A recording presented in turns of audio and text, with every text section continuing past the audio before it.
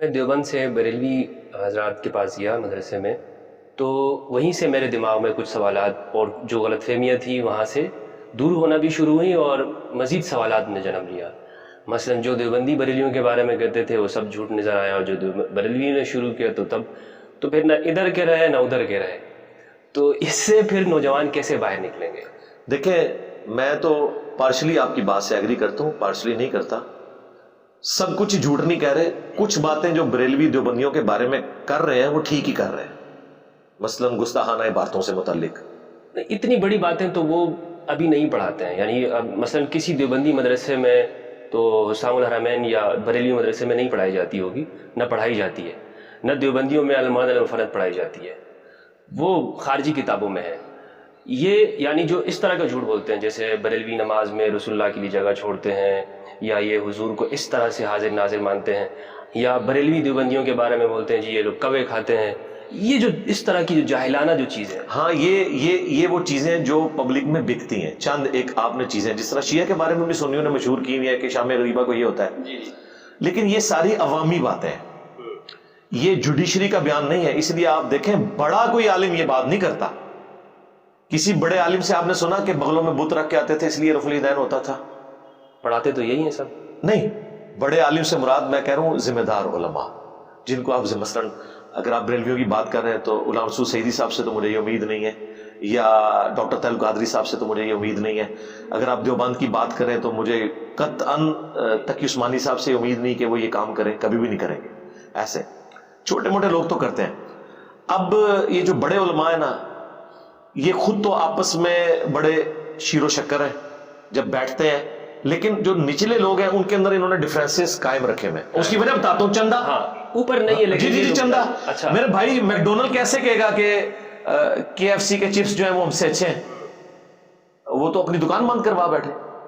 اب یہ ویسے تو آپ کو کہیں گے کہ جی دونوں ہی حنفی ہیں، سب کچھ ہیں، اور وہ یوسف لدھیانوی صاحب نے وہ جو ایک کتاب لکھی ہے نا، اختلاف امت اور صراط مستقیم، اس میں سٹارٹ تو انہوں نے بڑا پیارا لیا ہے کہ دیوبند بریلوی تو مسئلہ ہی کوئی نہیں ہے، لیکن اس کے بعد انہوں نے ان کو جہنم میں پہنچا کے چھوڑا ہے۔ ہاں، آپ کہیں بھی دیوبندیوں میں جائیں وہ کہتے ہیں چھوڑ دیں آپ یہ کتاب پڑھیں۔ میں نے وہی کتاب پڑھی تھی تو مجھے پتا چل گیا تھا کہ دیوبند فراڈ کر رہے ہیں، کیونکہ اس میں انہوں نے انگوٹھے چومنے والے مسئلے میں خیانت کی ہوئی تھی، وہاں سے وہ پکڑے گئے۔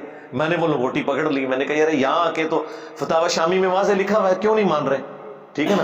اور اگر آپ بریلویوں کی جانب آئے وہ آپ کو جال حق دیں گے پڑھنے کے لیے، سب کے پاس یہ ہے۔ اور اہل حدیث نے بھی تلاش حق، جس میں وہ ایک بندے کی پوری لائف سٹوری ہے، ساروں نے اپنی اپنی کتابیں رکھی ہوئی ہیں۔ بات یہ ہے کہ قرآن و سنت تو کوئی نہیں پیش کرتا کہ یہ قرآن ہے یہ سنت ہے، آپ اس کو دیکھیں، اپنے کسٹمرز کو مطمئن کرنے، جی مطمئن کریں۔ لیکن میں بتاؤں اب کسٹمر مطمئن نہیں ہوں گے، اس کی وجہ یہ ہے کہ ہم نے ان کی بنیادیں جو ہے نا وہ ہلا کے رکھ دی ہیں۔ کہ بات یہ ہے کہ اصولی اختلاف جو تھا اصل میں دیوبند اور بریلی کا، وہ کوے کھانے کے اوپر نہیں تھا، یہ تو بہت چھوٹے اختلافات ہیں۔ اصل اختلاف تھا حسام الحرمین۔ اس سے پہلے دیوبند اور بریلوی اس لیول پہ نہیں تھے کہ ایک دوسرے سے اتنی نفرت کرتے ہوں۔ حنفی تھے نا دونوں، سٹارٹ تو پیچھے امداد اللہ مہاجر مکی تو دونوں کے کامن بزرگ ہیں۔ اور المہند میں بھی آپ دیکھیں انہوں نے لکھا ہے کہ ہم سلسلہ چشتیہ، قادریہ، نقشبندیہ سارا انہوں نے لکھا ہوا ہے۔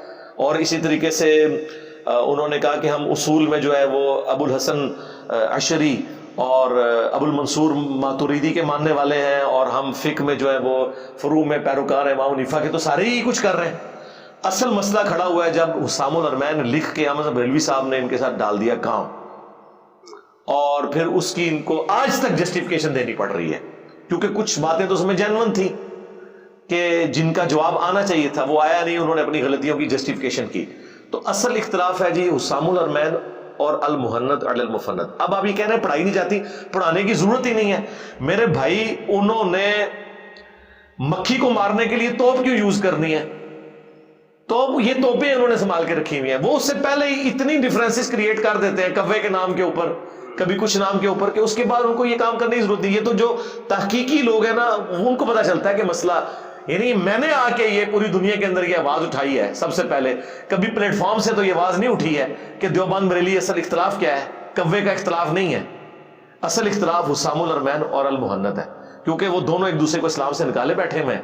انہوں نے کہہ دیا حسام الارمین میں کہ یہ مرتد ہے، ان کے کفر میں شک کرنے والا بھی کافر، اور المہند میں انہوں نے لکھ دیا کہ یہ شیطانی لشکر ہے جو ہم پہ حملہ آور ہوا ہے۔ تو اب بس بات ختم ہو چکی ہے، اب جو مرضی کریں آپ۔ ابھی کی دیوبندیت المہند کے اوپر ہے؟ جی بالکل ہے۔ اس کا سب سے بڑا ثبوت یہ ہے کہ کوئی ایک اتھینٹک دیوبندی عالم پلانٹ ارتھ پہ موجود نہیں جو المہند کے کسی عقیدے کو غلط کے ڈنکے کی چوٹ پہ۔ منظور نعمانی نے غالباً کتاب لکھی تھی محمد بن عبد الوہاب اور علماء دیوبند کی۔ نہیں دیکھیں، محمد الوہاب والا مسئلہ بالکل ڈیفرنٹ ہے، وہاں پھر چندہ انوالو ہو گیا کیونکہ بعد میں سعودیہ کے ساتھ ان کے چندے جڑ گئے تھے۔ وہ تو الیاس گھمن صاحب بھی کہہ رہے ہیں کہ ہمارے اس میں انہوں نے بزرگوں کو، انکار کیا کہ جو شہاب ثاقب حسین مدنی صاحب نے جو اس میں جو لکھا ہے وہ صرف جذباتی طور پر تھا اور اخباری بیانات اچھا تو یہ جو تفرد ان کا ہے نا، دیوبند مکتب اسے کیا اون کرتا ہے ایز اے مکتب فکر؟ اور دوسرا یہ تو چھوٹی بات ہے، محمد الوہاب یہ تو ایک شخصیت کو ڈسکس کر رہے ہیں نا۔ وہ تو آپ کو آج تک عثمانی صاحب بھی کہہ رہے ہیں کہ جی احمد صاحب بریلوی صاحب کا نام احترام سے لیں۔ اب وہ کہتے ہیں اللہ نے ہمارے کابرین کو ایسا بنایا تھا کہ وہ مولانا کے بغیر سنتے نہیں تھے، حالانکہ المہند کے اوپر سائن کیے ہوئے شری تھانوی صاحب کے، اور ان کو نہیں پتا تھا کہ احمد صاحب بریلوی کو مفند کہا ہے انہوں نے، ایک سٹھایا ہوا بابا۔ تو کس کو دھوکہ دے رہے ہیں؟ یہ ان کے وہ بیانات ہیں جو انہوں نے پبلک میں سب کچھ ہیپی ہیپی دکھانے کے لیے رکھا ہوا ہے، سیاسی بیانات ہے۔ اصل یہ ہے کہ ان کو پتہ ہے کہ ان کے بڑوں نے کیا کام ڈالا ہوا ہے ایک دوسرے کے ساتھ۔ المہند کے جو عقائد ہے نا، بس عقیدہ میں آپ کو بتاتا ہوں جو انہوں نے اس میں عقیدہ لکھا ہے کہ ہم نبی علیہ السلام کی قبر مبارک میں حیات دنیا کی سی مانتے ہیں۔ یہ وہ عقیدہ ہے جس کی بنیاد پہ وہ کہتے ہیں مماتی جو دیوبندی ہیں وہ بدعتی ہیں، اور رائیونڈ سے فتوے نکلے ہوئے ہیں کہ ان کے پیچھے نماز درست نہیں ہے۔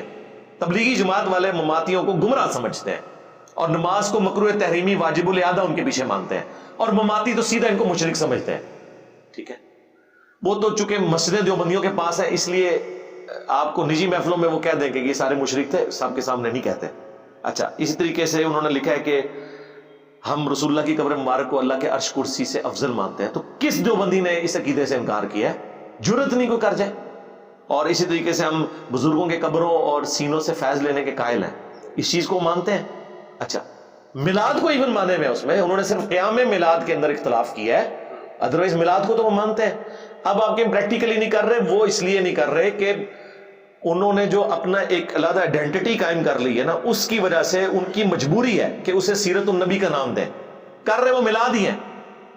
ٹھیک ہے، یہ تو ڈاکٹر طیل القادری صاحب ہے نا جنہوں نے ایک دونوں دیوبند اور بریلویوں کو جمع کیا ہے، سورت اور سیرت کو۔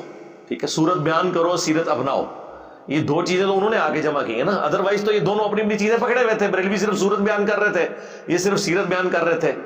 اور ظلم کی انتہا ہے کہ آپ نبی علیہ السلام کی سورت اور سیرت کی بات کریں اور اس میں قرآن اور قرآن کے عقیدے کہیں ہو ہی نہ۔